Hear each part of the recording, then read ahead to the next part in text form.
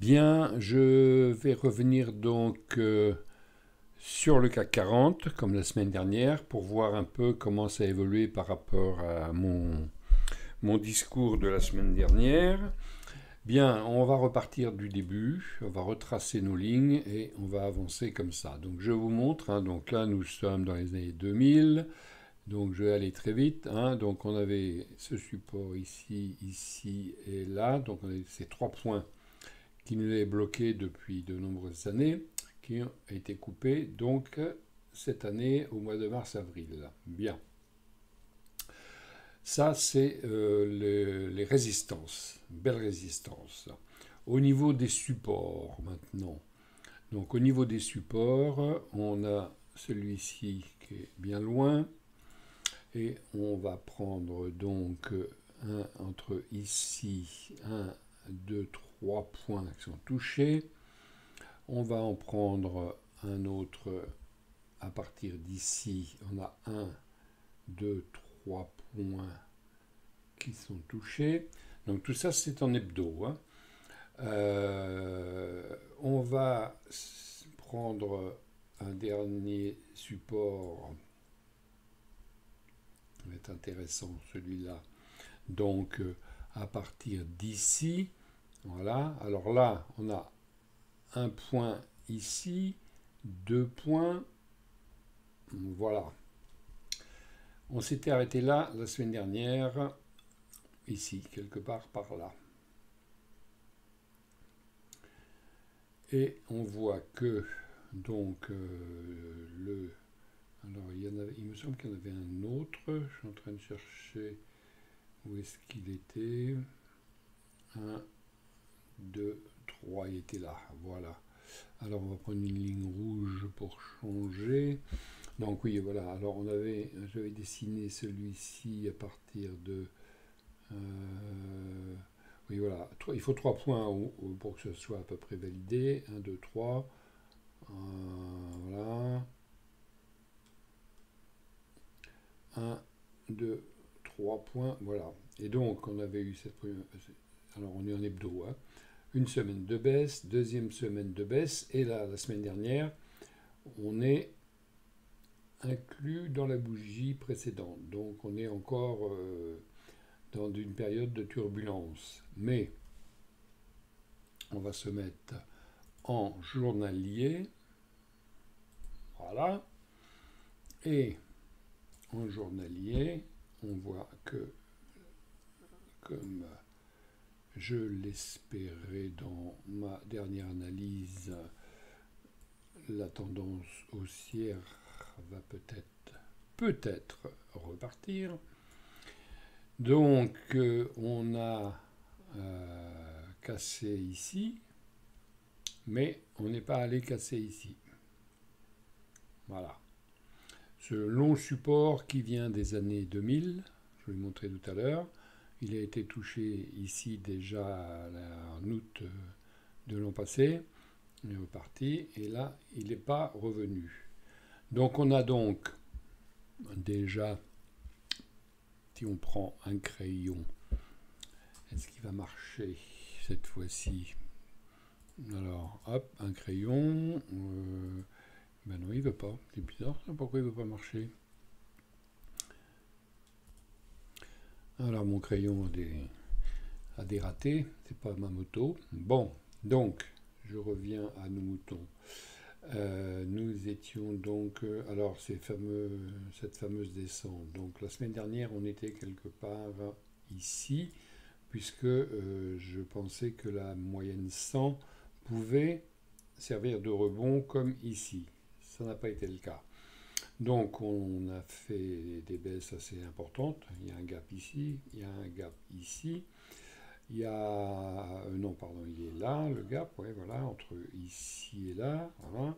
Et ensuite, donc là, on est au journalier. On a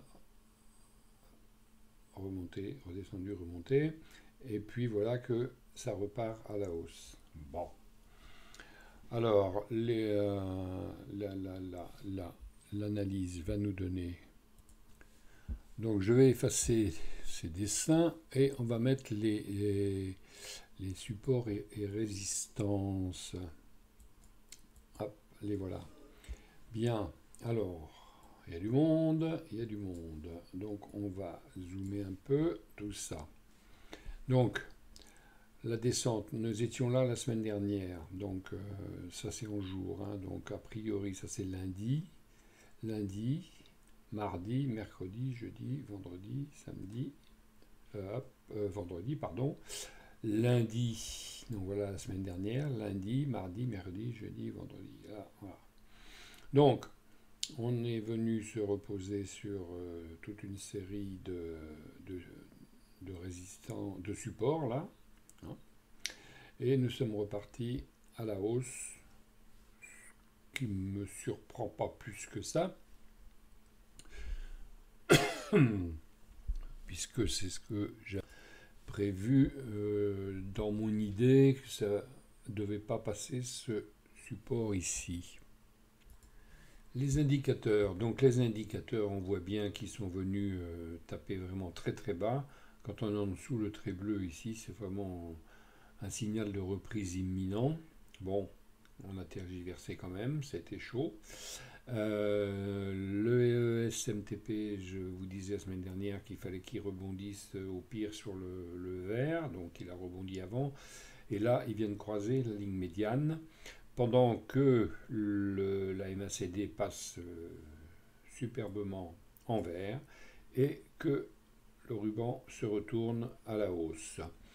Et donc, à partir de mercredi, jeudi et vendredi, on a fait une belle hausse. Cependant, la tête des bougies me paraît assez bizarre. Bon, cela dit, on va regarder les gaps qui sont en général des trous de cotation et qui en général ont vocation à être couverts. Bon, donc le gap ici de lundi, mardi de la semaine dernière, non, pardon, d'ailleurs il est ici, alors c'est la même chose d'ailleurs, mais c'est pour la justesse des choses, on va le dessiner comme il faut, c'est-à-dire que là, entre ce prix ici et ce prix ici, donc, voilà, hop. Donc là, entre ce prix ici et ce prix ici, c'est-à-dire qu'à la clôture ici du lundi, et l'ouverture du mardi matin, il y a eu un trou de cotation énorme. On est presque revenu le combler, mais la résistance a fait son effet. On est reparti très bas. On est revenu. Le vendredi dernier, on a clôturé vraiment très très bas, à 5078. Donc les 5000 sont toujours préservés, mais bon. Et lundi, mardi, mercredi, jeudi, vendredi. Voilà, donc mercredi, jeudi, vendredi, on a fait une belle hausse et on a traversé le gap. Mais il arrive que les lignes de gap, comme ça, fassent office de résistance. C'est-à-dire que la semaine prochaine, il peut passer, mais aussi il peut rebondir et revenir encore par ici. Voilà, on n'a donc pas encore à mon avis, le signal de départ. Cependant, on aura encore donc un gap ici important. Voilà. Et toujours pareil, le gap peut faire office de résistance en bas ou de résistance en haut. Et en plus des résistances existantes, donc ça fait quand même un peu beaucoup. Alors, on va rester vigilant, puisque donc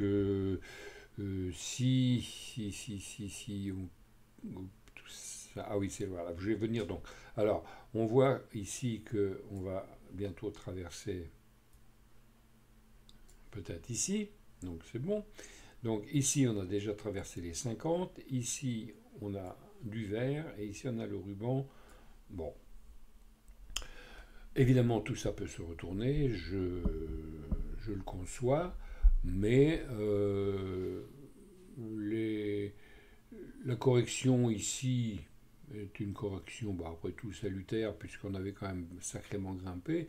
Bon, enfin, ça vient surtout des États-Unis, qui réagissent très violemment à la moindre des choses. Alors, les salaires ont augmenté aux États-Unis, tout le monde panique. S'ils avaient baissé, ils auraient paniqué aussi, donc on ne sait plus trop bien. Donc, bah, faut suivre les graphiques, hein, et puis c'est tout. Voilà, c'est pas la peine de trop écouter les infos, parce que sinon, on fait n'importe quoi. Alors, voilà, donc qu'est-ce qu'on va faire maintenant? Eh bien, il y a du monde devant pour repartir à la hausse. On a donc ici une ligne de résistance. Donc, moi, je le vois bien aller titiller cette ligne pour voir un petit peu qu'est-ce qui va se passer, parce que je reste persuadé que la tendance est quand même haussière. On va revenir sur le graphique hebdo. Donc, on voit bien, alors on va enlever celui-ci, supprimer celui-ci, mais on voit bien quand même que même avec ce qui s'est passé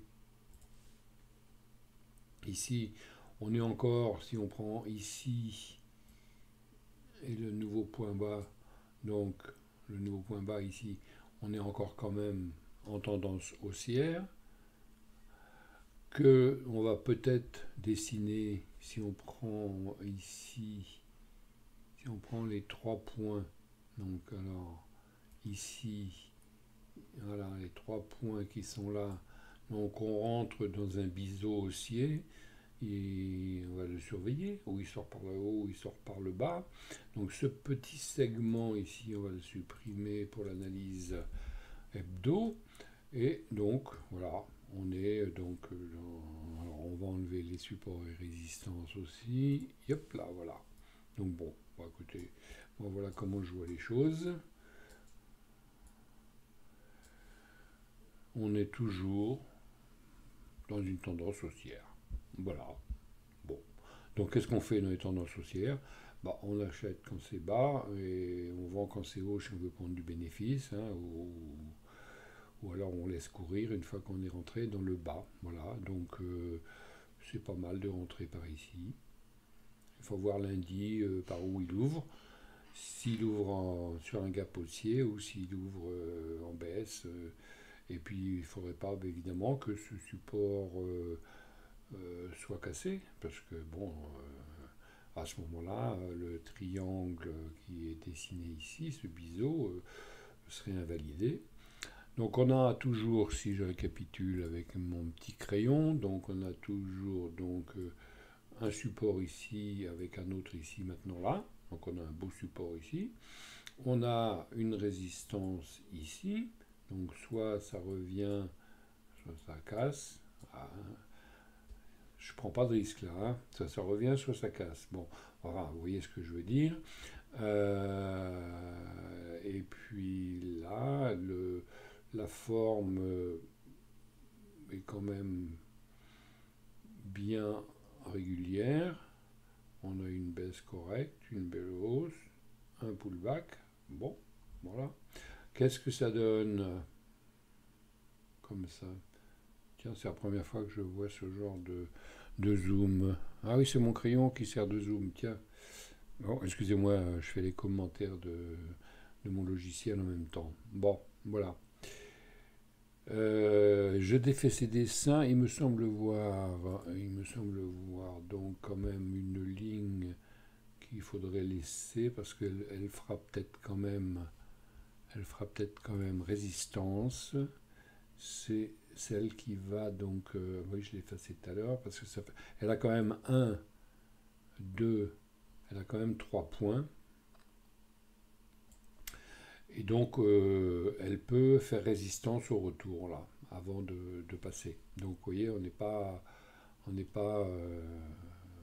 sorti donc, de la turbulence qu'on a connue ici. Voilà, bon, bah, écoutez, on verra bien. Hein. Tous les signaux sont quand même très bas. Donc là, on est en hebdo, hein, donc ça veut dire que on a ici, on va attendre du vert. Ici, on est sur les 50, donc on va attendre un rebond ici, parce que s'il va là encore, bon, là, ça serait très bon, mais il n'y est pas. Donc un rebond ici, ça serait pas mal. On voit un rebond ici, ça nous a donné cette hausse. Le TDI vraiment au maxi qui peut connaître dans les bas. Hein, ouais, hop, quand ça coupe ici, ça repart. Donc on a ici certainement une velléité de remontée. Ça veut dire que il y a de grandes chances que ça se passe comme ça. Bon, voilà, bah écoutez, c'est lundi qui nous dira un peu la philosophie de la semaine. Je vous remercie d'avoir suivi tout mon cheminement d'analyse et je vous dis à la semaine prochaine. Voilà, au revoir.